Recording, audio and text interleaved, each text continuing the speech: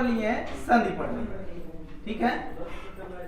संधि पढ़ा गया है, उसमें कहा गया है वर्णों के मेल को संधि कहते हैं, वर्णों के मेल को संधि कहते हैं। लेकिन यहाँ एक प्रश्न बनता है, क्या प्रश्न बनेगा जो है, अभी याद नहीं है, चल रहा है,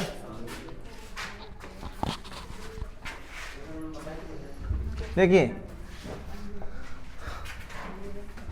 अच्छा, प्रश्न भी बनाएगा कैसे ये भी जानते रहिए आप लोग। ऐसे प्रश्न दे दिया कि संधि होता है, और संधि कहां कहां होता है उसको बता रहे हैं। संधि एक पद में होता है,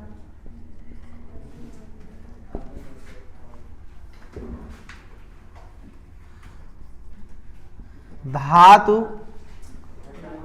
उपसर्ग में होता है, उपसर्ग। तीसरा थोड़ा सा इसलिए बता रहे हैं, इसमें कुछ प्रश्न बन रहा है।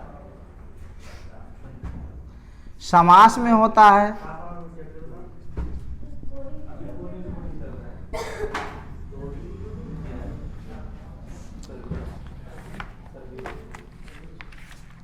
कारिका को मैं भूल रहा हूं जरा। संध्या एक पदे नित्या, नित्या धातु उपसर्गयो, नित्या समासे वाक्ये तु विवक्षाम अपेक्षते, ऐसे करके। हाँ देखिए, संहितैक पदे नित्या एक पद में होता है, धातु और उपसर्ग में होता है, और समास में होता है, और वाक्य में भी होता है। और यह क्या होता है, इच्छा पर निर्भर होता है, ठीक है। एक पद में होता है, धातु और उपसर्ग में होता है, समास में होता है, और वाक्य में। इसको जानते रहिए संधि कहाँ कहाँ होता है, ठीक। एक पद जैसे हो गया, रामस्य हो गया, रामधनस्य रामस्य हो गया, ठीक है। धातु और उपसर्ग में, हाँ, जैसे प्रधन यजते हो जाता है, त्रिजते हो जाता है। समास में है जैसे राजपुत्र, राज्ञपुत्र हो गया। और वाक्य में जैसे राजपुत्रो अत्र आगच्छति, हाँ, एक ही मिला दिए, राजपुत्रो अत्र आगच्छति, इसमें क्या हो जाएगा, वाक्य में हो जाएगा। समझ रहे नहीं बात? यानी संधि कहाँ कहाँ होता है ये बताया गया है, और सबसे इंपॉर्टेंट कहाँ है ये वाला है। यानी संधि कार्य कहाँ इच्छा पर निर्भर करता है, तो कहाँ पड़ेगा, वाक्य में, ठीक। एक पद में हमेशा होता है, धातु और उपसर्ग में हमेशा होता है, समास में भी हमेशा होता है। लेकिन वाक्य में इच्छा पर निर्भर होता है, आप करें अथवा न करें, ठीक है। और इस सभी में नित्य होता है, तीनों में। और 4 जगह संधियां होती हैं, ठीक। संधि का अपर नाम यानी दूसरा नाम संहिता भी होता है, ठीक है ना। आगे चलते हैं अब हम लोग समास की तरफ।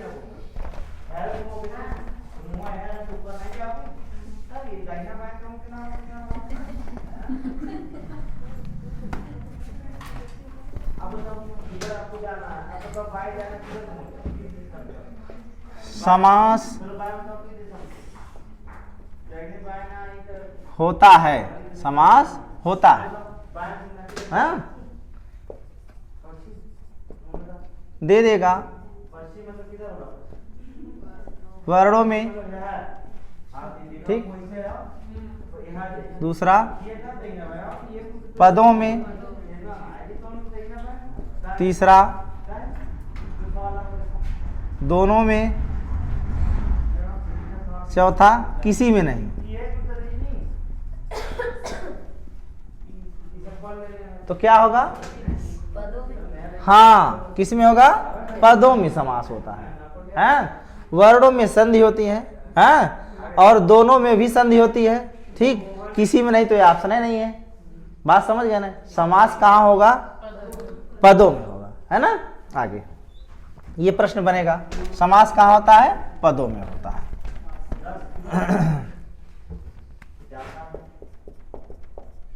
समास पदों में होता है, ठीक। दूसरा है समास का शाब्दिक अर्थ संक्षेप होता है। क्या होता है? संक्षेप। ठीक। तीसरा है आपका समास में प्रायः दो पद होते हैं।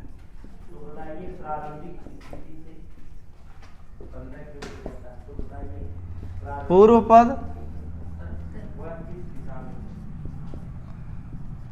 उत्तर पद।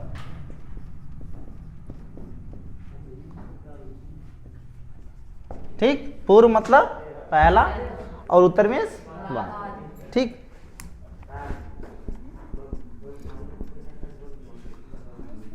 समास में विग्रह दो प्रकार के होते हैं।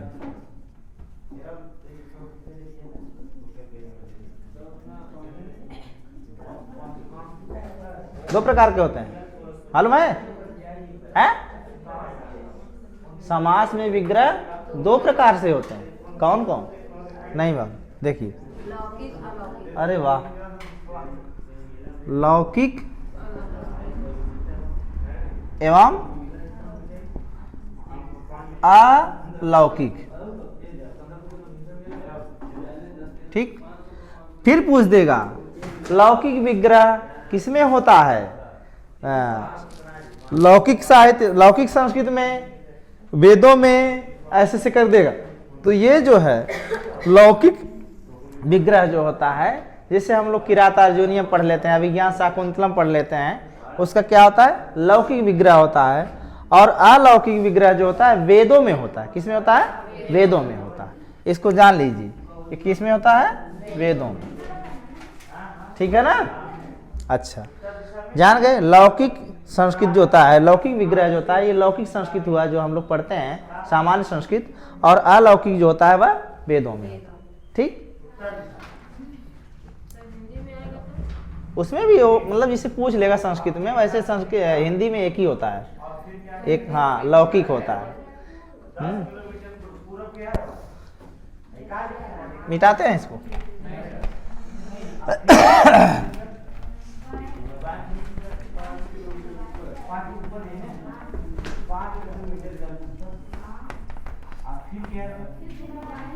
और देखिए जो पॉइंट बनेगा आपका एक और, समास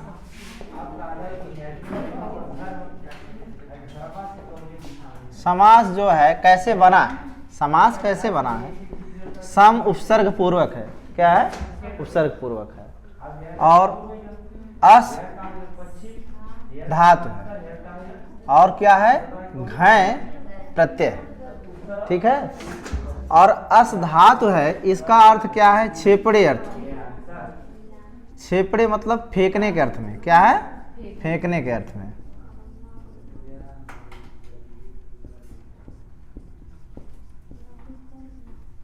ठीक। सम अस घय। अब ये जो घय है इसको घ हटा दिए, यहाँ हटा दिए, इसमें आ बचता है। और ये आ करके आ में मात्रा लग जाएगा तो हो जाएगा क्या आपका? समास। समास का शाब्दिक अर्थ क्या है? संक्षेप। ठीक। आगे चले। ठीक। अब देखिए समास की बात जब हम करते हैं, कहीं कहीं समासों की संख्या जो है 5 बताई गई है और कहीं कहीं 6 बताई गई है। और मैं ऐसे समझूंगा जब 5 पूछेगा तो 6 नहीं पूछेगा, जब 6 पूछेगा तो 5 नहीं पूछेगा। तो आपको ऐसे पढ़ना चाहिए क्या कि बता रहे हैं समास 234।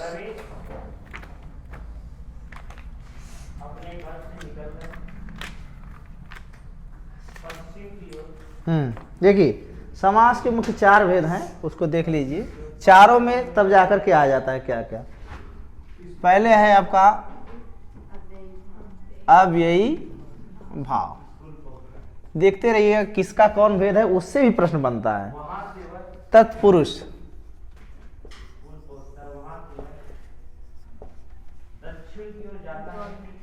तत्पुरुष हो गया। तत्पुरुष के बाद है द्वंद्व। ठीक। उसके बाद क्या है आपका बहुव्रीहि, बहुव्रीहि, ठीक।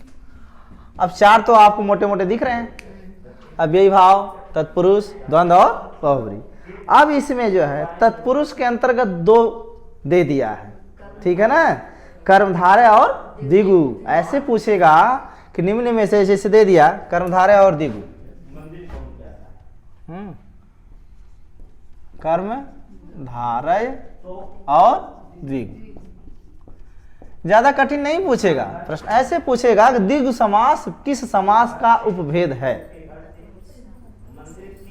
किसका है, तत्पुरुष। कर्मधारय किस समास का उपभेद है, प्रश्न ऐसे बना सकता है, समझ रहे हैं। मोटा मोटा रहेगा हम लोग पढ़े रहने की कर नहीं पाएंगे। और यही ला के यहाँ जोड़ दिया, कितने कर दिए, 6, समझ रहे हैं ना। तो इस प्रकार हो जाते हैं समास कितने, 6 हो जाते हैं, 6 भेद, ठीक।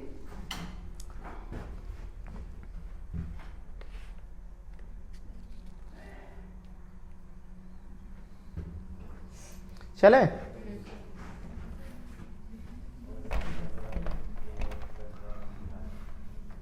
समास करते समय पूर्व पद की विभक्तियों का लोप हो जाता है, समझे ना।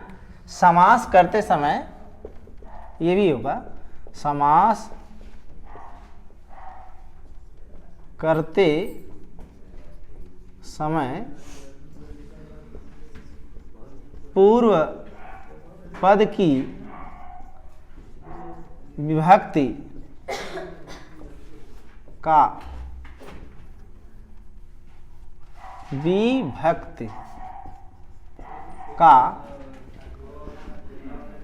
लोप हो जाता है। लोप मीन्स वहां से हट जाता है, गायब हो जाता है, ठीक। जैसे मैं एक उदाहरण बता रहा हूं, संस्कृत है, थोड़ा समझने में कठिनाई हो सकती होगा आपको।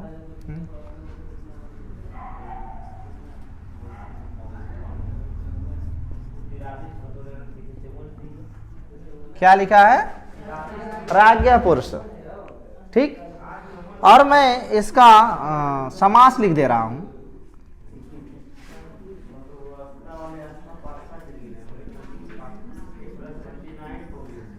क्या लिखा है, राजपुरुष, ठीक। अब देखिए प्रथम पद की विभक्ति है, और राजपुरुष का अर्थ क्या निकलेगा, राजा का पुरुष, राजा का पुरुष। अब राजा का तो राजा का अलग कर देते हैं, पुरुष अलग कर देते हैं, तो राजा का अब यही जान लीजिए का के की रा रे री ना ने नी क्या है, तत्पुरुष है ना, षष्ठी तत्पुरुष है कि नहीं।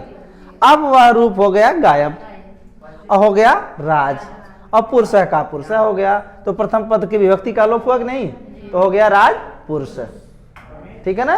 इसलिए कहा गया है समास करते समय पूर्व पद की विभक्ति का लोप हो जाए, है ना। आगे चले,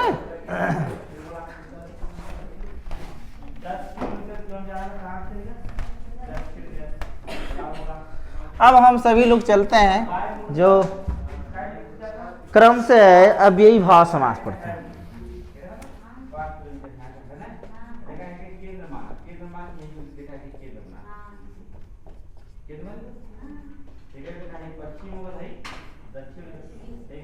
अव्ययी भाव समास,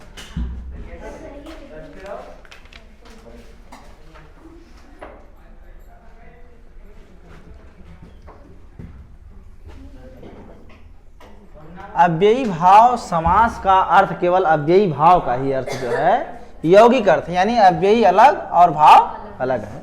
अब इसका यौगिक अर्थ यानी मिल करके अर्थ क्या होगा, जो अव्यय न हो उसका भी अव्यय हो जाना, जो अव्यय न हो उसका भी अव्यय हो जाना क्या कहलाता है, अव्ययी भाव कहलाता है।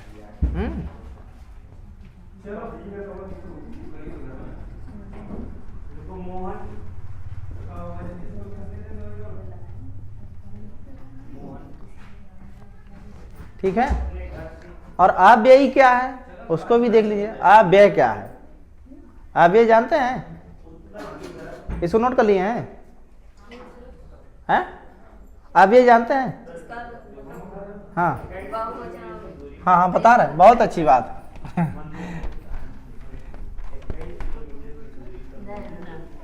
ऐसे शब्द जिसका रूप न चले, समझ रहे नहीं, क्रिया विभक्ति वचन के अनुसार वो नहीं चले, कांस्टेंट रहे, जैसे हैं वैसे पड़े रहे। हाँ, अब अव्यय, अव्यय किसे कहते हैं? अव्यय इति न व्यय। व्यय मीन्स क्या होता है? खर्च होता है ना। व्यय, जब खर्च होगा तो परिवर्तन होगा, होगा कि नहीं? हाँ, और यही क्या हो गया? अव्यय। और जो खर्च ना हो अर्थात जो परिवर्तन न हो, ऐसे सब जिसमें कोई परिवर्तन ना हो उसे हम क्या कहते हैं? अव्यय। ठीक, आगे देखते हैं। चलिए अच्छा नोट करिए आप लोग। तो अव्ययी भाव समास का पूर्व पद प्रधान होता है। क्या आता है? पूर्व पद प्रधान होता है। ठीक, पूर्व पद अव्यय होता है।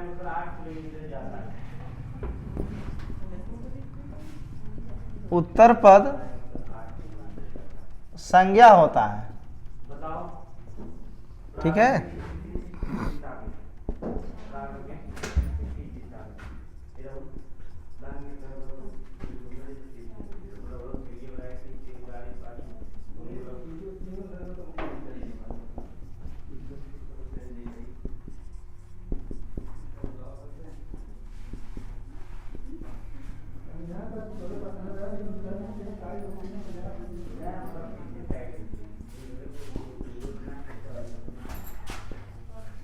अव्ययी भाव समास सदैव नित्य नपुंसक लिंग एक वचन प्रयोग होता है। समझना ना? पूर्व पद अव्यय होता है और उत्तर पद क्या होता है? संज्ञा होता है। दोनों मिलकर के क्या हो जाते हैं? अव्यय हो जाते हैं। दोनों मिलकर के अव्यय हो जाते हैं। इसको नहीं लिखा है मैं, लिख लीजिएगा। पूर्व पद और उत्तर पद दोनों मिलकर क्या हो जाते हैं? अव्यय हो जाते हैं।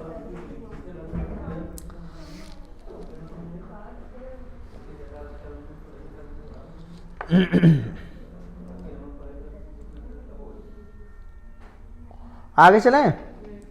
ठीक है, अब चलते हैं, कुछ सूत्र है अव्ययी भाव समास का और उसको बता देते हैं आपको।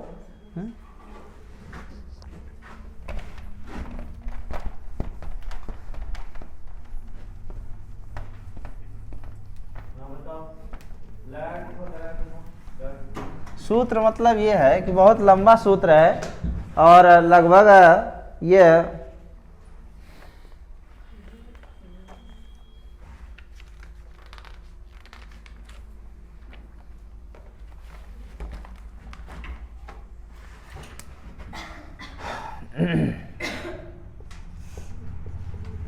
अव्ययम, अव्यय यानी अव्यय मतलब अव्ययी भाव। अव्यय मतलब क्या है? अव्ययी भाव। किस किस अर्थ में होगा वो बता रहे हैं, सूत्र के माध्यम से बता रहे हैं। क्या बता रहे हैं? अव्ययम विभक्ति, विभक्ति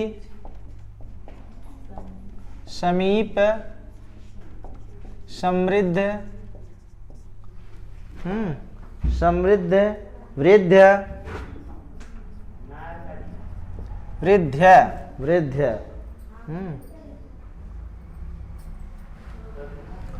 अर्थ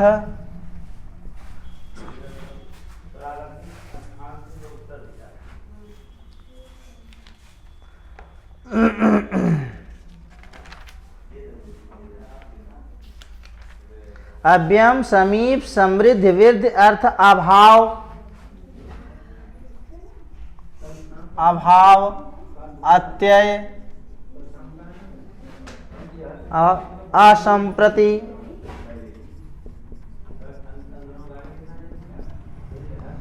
असंप्रति शब्द प्रादुर्भाव,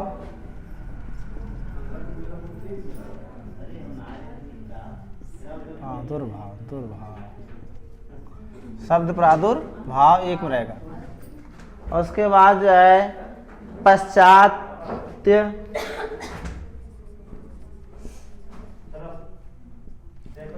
पश्चात, आन पूर्वेण यथा है, और पश्चात बाद यथा है, यथा है आन पूर्वेण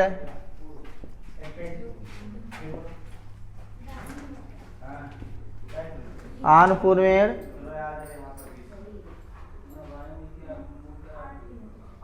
योगपद्य, युगपत कहे चाहिए चाहे योगपत कह दी, युगपत सादृश्य,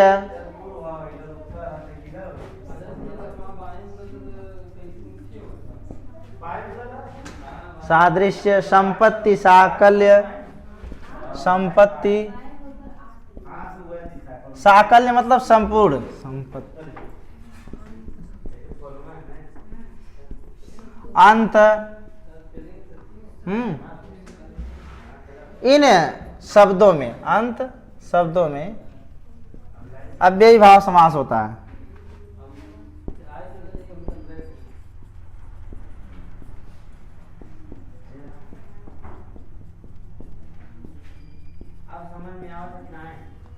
देखिए अब ये तो दे दिया है अव्ययम, अव्यय का जो प्रयोग होगा अव्ययी भाव का, बहुत बड़ा सूत्र है, इतना बड़ा है। ये इस अव्यय का जो प्रयोग होगा किस अर्थ में होगा? विभक्ति के अर्थ में होगा, समीप के अर्थ में होगा, समृद्ध के अर्थ में होगा, वृद्ध, ये मतलब वृद्ध नहीं है, वृद्ध करके है, हाँ? नाश अर्थ में होता है। और अर्थ के भाव में, अर्थ में है, अभाव के अर्थ में, अत्यय में है, असंप्रति में, शब्द प्रादुर्भाव के अर्थ में प्रयोग होता है, पश्चात मतलब बाद के अर्थ में प्रयोग, यथा जैसे के प्रयोग होता है। यथा इंपॉर्टेंट है, ये 4 प्रकार भी बताएंगे। आन पूर्वेण मतलब क्रम के अर्थ में होता है, युगपत मतलब जोड़े के अर्थ में, सादृश्य मतलब समानता के, संपत्ति मतलब होता है संपत्ति जाने, साकल्य मतलब संपूर्णता है, अंत अंत जान ही रहे, शब्दों में अव्ययी भाव समास का प्रयोग होता है। ठीक है, अब देखते हैं हम लोग एक एक करके, एक एक उदाहरण, ज्यादा नहीं देखेंगे, केवल जानते रहिए आप लोग बस। अच्छा एक बात और है, अव्ययी भाव समास में जो आपको अगर फंसाएगा तो नदियों के साथ समास भी होता है अव्ययी भाव समास में, द्वियमुनम, हाँ, पंचगंगम, ऐसा ऐसा पूछ देगा, वही उसी में गबड़ा जाता है आदमी। और अव्ययी भाव समास में पूर्व पद में अव्यय देख लिए आप, तुरंत कर दिए यह अव्ययी भाव समास है। ठीक है ना, आगे चलें। चलिए पहला उदाहरण हम लोग देखते हैं।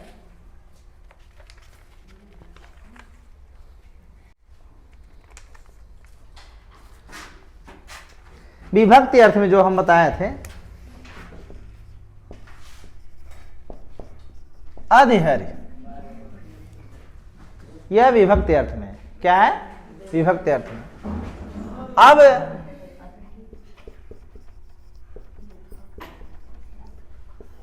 यानी जो अधि उपसर्ग है, हाँ, इससे हमकी क्या मालूम होगा हमको कि विभक्ति का ज्ञापन होगा, विभक्ति हम जानेंगे। और इसका विच्छेद क्या होगा? हरव इति होगा। क्या होगा?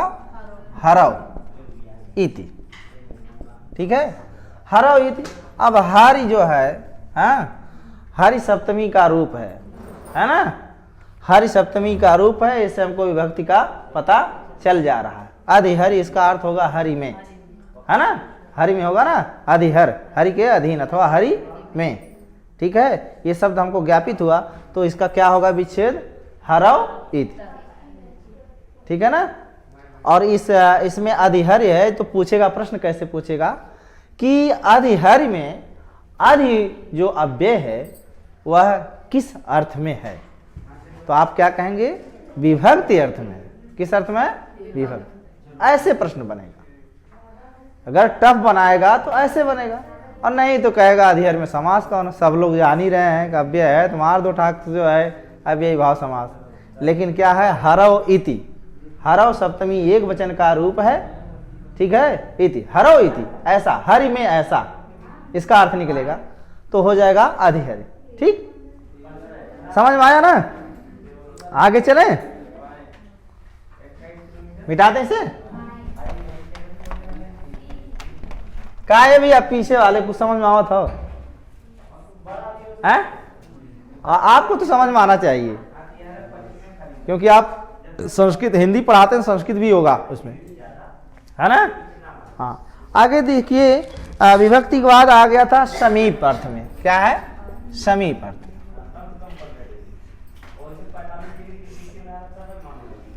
ठीक है, समीप अर्थ में दिया है कि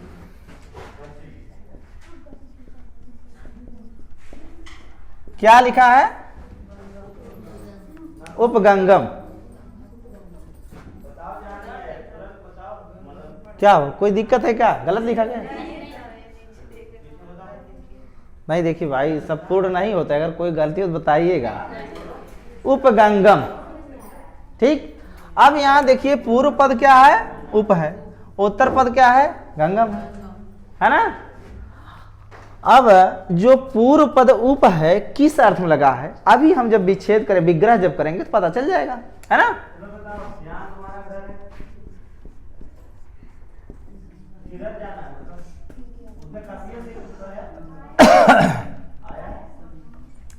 गंगा या समी। अब देखिए गंगा या का अर्थ क्या होगा? गंगा के। गंगा के षष्ठी एक वचन का रूप है, ठीक है ना। और क्या है? समी। अब पूछा जाएगा कि उपगंगम में जो उप अव्यय है वह किस अर्थ में है, तो आप क्या कहेंगे? समीप अर्थ में। उप मतलब क्या होता है? समीप होता है ना। अरे भाई, राष्ट्रपति के बाद क्या होता है? उपराष्ट्रपति होता है। क्यों? राष्ट्रपति के उप होता है, नजदीक होता है, यानी राष्ट्रपति अगर कहीं चला गया उपराष्ट्रपति आ जाएगा, समझ रहे नहीं। इसीलिए देखिए उप का निर्माण किया समीप अर्थ में। समीप वही है ना, राष्ट्रपति के बाद तुरंत क्या है? उपराष्ट्रपति है ना। जैसे प्रधानाचार्य, उप प्रधानाचार्य, हाँ तो इसलिए आपको समीप अर्थ में समझाने के लिए मैंने ऐसा कहा, है ना। तो उप क्या है? समीप अर्थ। ठीक, दो क्लियर हुआ कि नहीं? आगे चलते हैं। समृद्धि अर्थ में है आगे।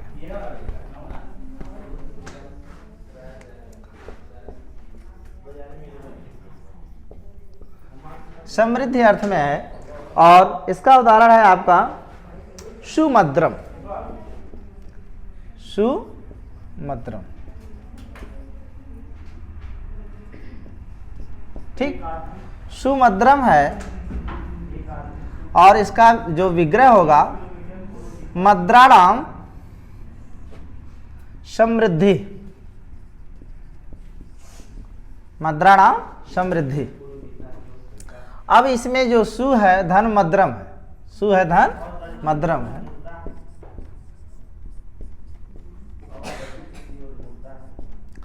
अब इस सुमद्रम में जो सु उपसर्ग लगा है, जो अव्यय है, वह किस अर्थ में है?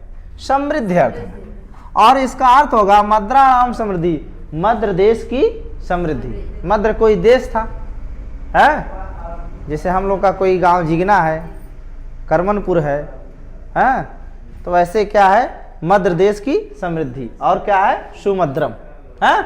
समझ गए? सुमद्रम। अगर सुमद्रम पूछ दे रहा है कौन सा समास है, कौन समास होगा? अच्छा, और सुमद्रम में सु उपसर्ग लगा, किस अर्थ में लगा है? समृद्ध, समृद्धि अर्थ में लगा है, समझे ना। आगे चलते हैं।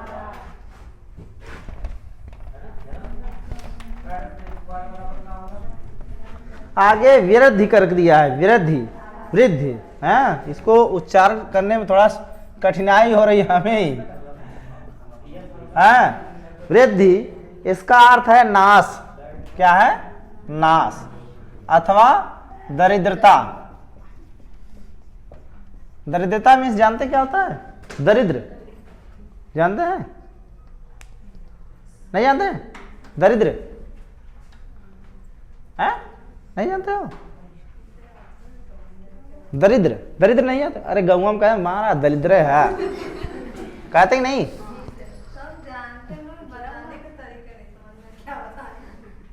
दरिद्र, दरिद्र का अर्थ मैं पूछ रहा हूं। पूछ सकता है आपके हिंदी में कि दरिद्र शब्द का अर्थ है क्या? ठीक है, दरिद्र मतलब होता है गरीब, क्या होता है? गरीब होता है। अथवा अकिंचन ना कह सकते हैं, अकिंचन भी कह सकते हैं, निर्धन भी कह सकते हैं, ठीक है ना। और हम लोग क्या करते हैं, तद्भव शब्दों का प्रयोग करते हैं, कहते हैं दरिद्र है, दरिद्र, दरिद्र नहीं कहते हैं, दरिद्र कहते हैं। आगे देखते हैं, इसका है दिया है दुर्यवनम, दुर्धन यवनम, क्या हो जाएगा? दुर्यवनम, यानी यवनों का नाश, अथवा यवनों की क्या है? गरीबी, यवनों की दरिद्रता, ठीक है ना। दुर शब्द जो दुर उपसर्ग है, अव्यय है, किस अर्थ में है? नाश के अर्थ में, वृद्धि के अर्थ में, है ना। इसलिए क्या कर दिया गया? दुर्धन यवनम, दुर्यवनम। आगे चलते हैं।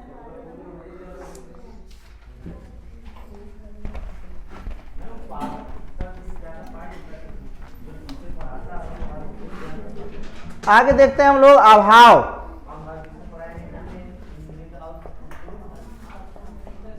अभाव और कहा गया अव्ययी भाव। भाव मीन्स आ जाना, अभाव मीन्स नहीं आना, कमी, समझ रहे नहीं। तो अभाव, अभाव मीन्स क्या आता है? कमी, हाँ, यानी वहां से हट जाना। अब देखिए, जैसे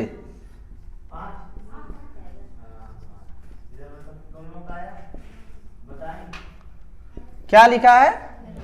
निर्मस्कम, निर्मस्कम। अब इसका हम जब विच्छेद करेंगे,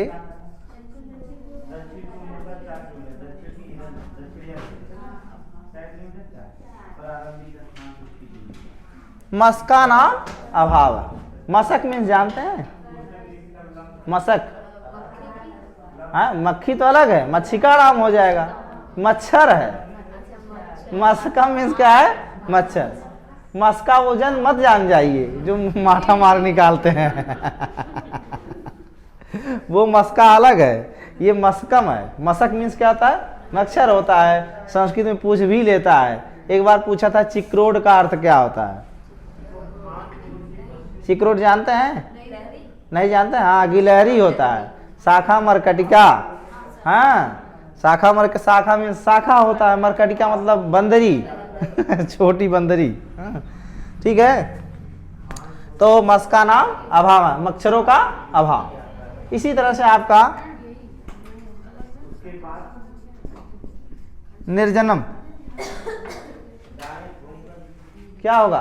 अब तो आप बता सकते हैं। जना नाम अभाव, समझ रहे नहीं? निर्जनम, जना नाम अभाव, ठीक। उसी प्रकार से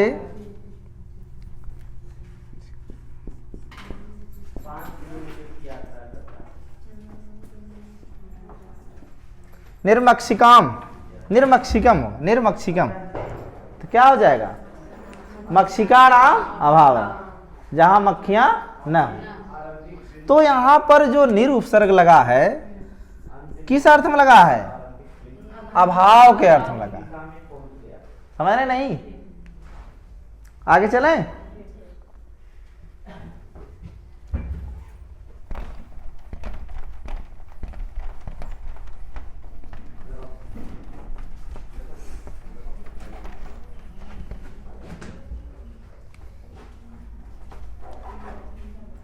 अत्यय अर्थ में दिया है।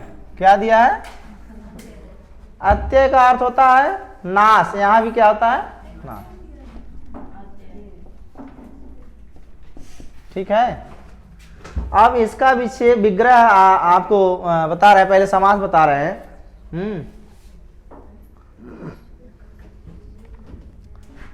अतिहिमम क्या है? अतिहिमम। और इसका विग्रह होगा हिमस्य अत्ययम, हिम का नाश, हिम का नाश। अति भले दिया है, लेकिन इसका किस अर्थ में है? नाश अर्थ में, अत्यय अर्थ में है, ठीक। आगे चलें। अथवा जाड़े की समाप्ति, अति हिमम, हाँ, अति हिमम का अर्थ है यहाँ यानी हिम का नाश हो गया है। अति हिमम हिमस्य अत्ययम यानी हिम का जो है नाश हो गया, तो क्या आ गया, ग्रीष्म ऋतु आ गया। आगे चलते हैं।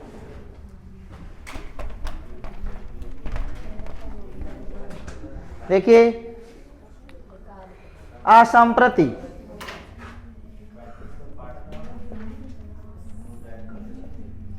असंप्रति का अर्थ होता है कि अनौचित्य। क्या होता है, अनौचित्य।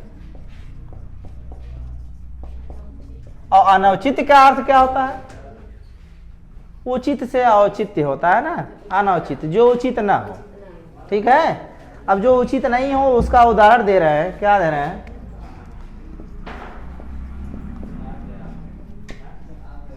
अति निद्रम।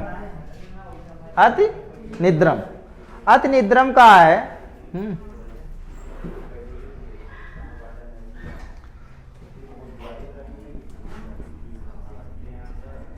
निद्रा संप्रति न युज्यते। निद्रा यानी कोई सो रहा है, हाँ? और अति अर्थ लगा दिए, निद्रा तो ही है, अति लगा दिए, तो निद्रा संप्रति न युज्यते। सुबह हो गया, सूर्योदय हो गया, चिड़िया चहक रही हैं, सब लोग स्कूल जा रहे हैं, लेकिन कोई सो रहा है, तो उसके लिए क्या कर दिए, अति निद्रम कर दिए। तो संप्रति यानी इस समय, हाँ, असंप्रति हो गया, संप्रति न युज्यते, निद्रा संप्रति न युज्यते। इस समय निद्रा जो है शोभनी नहीं है, हमारा उचित नहीं है। आगे चले, इसका विग्रह है अति निद्रम का। ये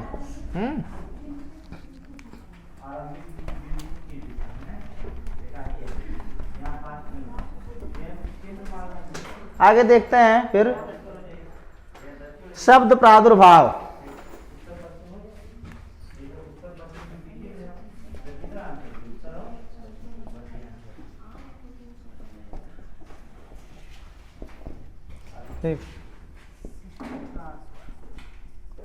इतिहरि क्या है, इतिहरि। जा रहे हैं क्या, ठीक, जाइए। थोड़ा सा आप लोग कष्ट करिए 15-20 दिन। दीपावली के बाद जो है कष्ट करिए। कष्ट करने का तात्पर्य है कि समय को थोड़ा सा दीजिए आप लोग जो है।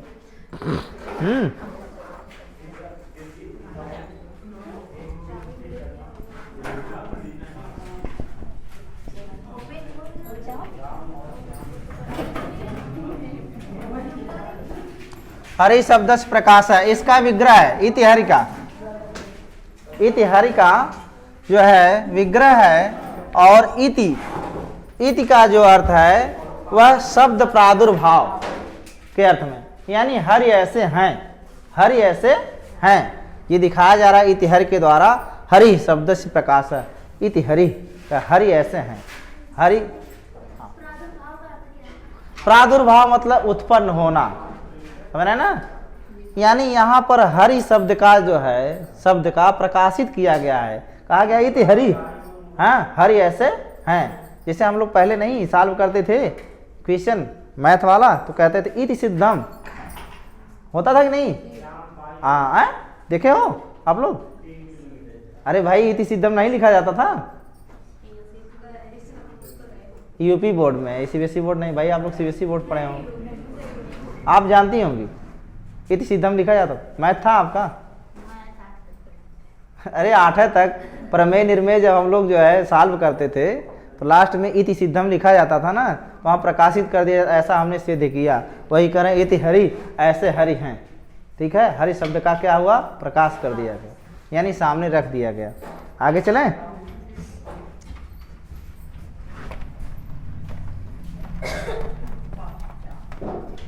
इसके बाद क्या है, पश्चात अर्थ में है।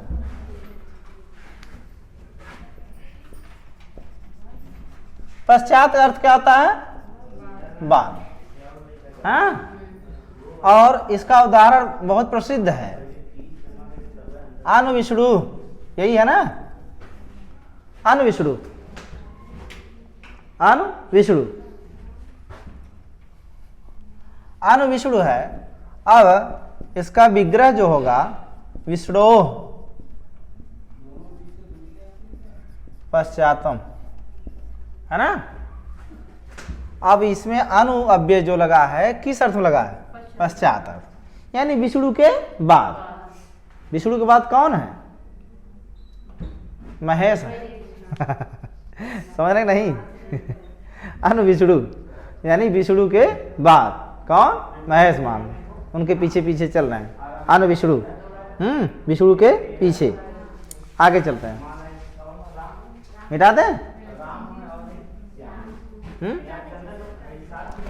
अब एक बहुत इंपॉर्टेंट है आप लोगों के लिए, यथा शब्द आया। पश्चात बाद क्या है? यथा।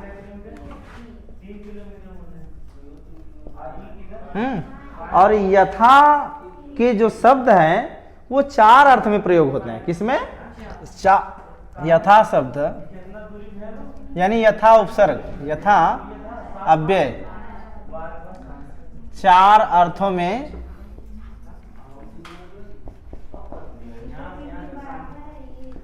प्रयोग होता है। पहला है योग्यता अर्थ में, दूसरा क्या है? विवक्षा में, तीसरा क्या है?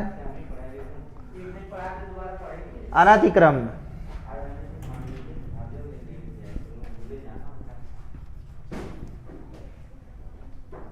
अनतिक्रम में, और चौथा क्या है? सादृश्य, यानी यथा अव्यय का जो प्रयोग होता है 4 अर्थों में प्रयोग होता है, योग्यता, विवक्षा, अनतिक्रम और सादृश्य के अर्थ में। अब यही भाव समास में जो यथा शब्द का प्रयोग होता है अव्यय का, कितने अर्थों में होता है? 4 अर्थों में होता है। ये इंपॉर्टेंट है आपके लिए, ठीक है।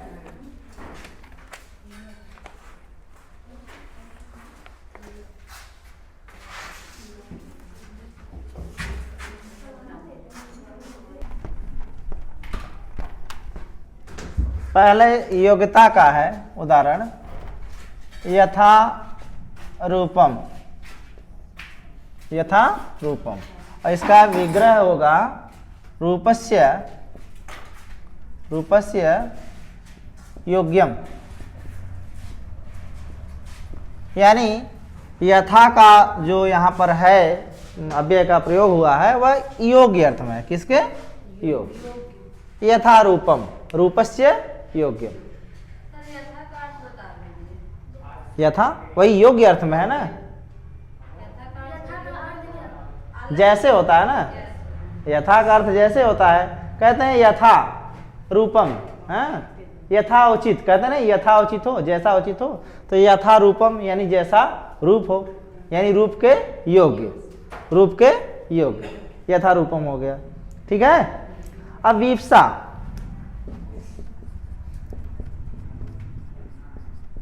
विवक्षा का देख लीजिए उदाहरण, जैसे प्रतिदिनम, विवक्षा का अर्थ क्या होता है? दोहराना होता है। क्या होता है? दोहराना, ठीक है, कोई चीज दोहराया गया हो। प्रतिदिनम, इसका विग्रह देख लीजिए,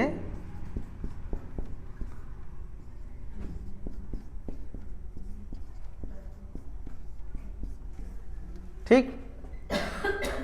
अब जो है दिनम दिनम प्रति है, देख रहे हैं ना, प्रतिदिन कहते हैं ना, रोज आते हो तो वही प्रतिदिन, विवक्षा दोहरा करके, मतलब यही विवक्षा के अर्थ में है, दिनम दिनम प्रति।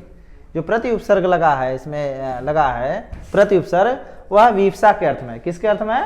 विवक्षा। और विवक्षा का अर्थ क्या है? दोहराना। प्रतिदिनम, प्रत्यक्षम, प्रत्यक्षरम, समझ रहे नहीं? प्रत्येकम, एकम एकम प्रति, ठीक है।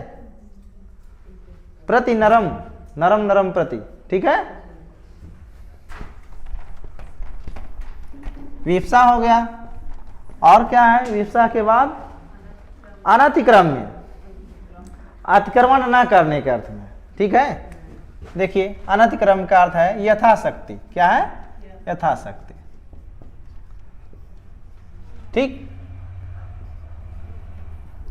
शक्तिम अनतिक्रम्य, शक्तिम अनतिक्रम में। दो पद है ना। अब देखिए शक्ति अनतिक्रम में, यानी शक्ति का अतिक्रमण न करते हुए, अतिक्रमण नहीं करते हुए, कहते हैं भैया कैसी सहायता करेंगे, कहते हैं कि यथाशक्ति करेंगे, यानी शक्ति के अंदर ही रह करके शक्ति का अतिक्रमण नहीं करेंगे, वही अनतिक्रमण कहा गया है। अनतिक्रमण ये हाँ अनतिक्रम्य है, अनतिक्रम्य है, अनतिक्रम्य यानी शक्ति के अनुसार, शक्ति के अनुरूप, यथा कहते हैं जैसे, शक्ति के जैसा, यानी शक्ति के अनुरूप, यानी कहेंगे अनतिक्रम्य यथा शक्ति, शक्ति के अनुसार, शक्ति के अंदर, शक्ति का अतिक्रमण हम नहीं करेंगे। आगे फिर है सादृश्य अर्थ में।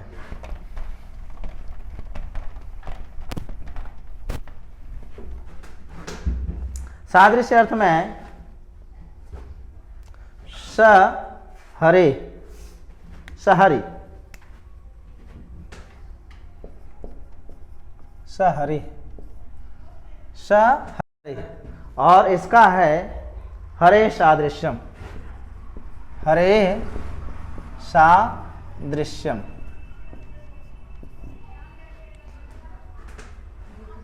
हरे सादृश्यम, हरि के सदृश्य, हरि के सदृश्य, हरि के सदृश्य। यहाँ सादृश्य जो है सहरी, स जो है ये सादृश्य अर्थ में प्रयोग हुआ है। किसके अर्थ में? सादृश्य, हरि के समान। तो चारों हो गया आपका। पहला योग्यता था, दूसरा अभिप्सा था, तीसरा अनतिक्रम्य था, और चौथा क्या था? सादृश्य के अर्थ में। तो यथा के कितने हैं अर्थ? 4 अर्थ हैं। किस समास के अंतर्गत आता है यथा? अव्ययीभाव। ठीक है ना। बस आज के लिए इतना ही। और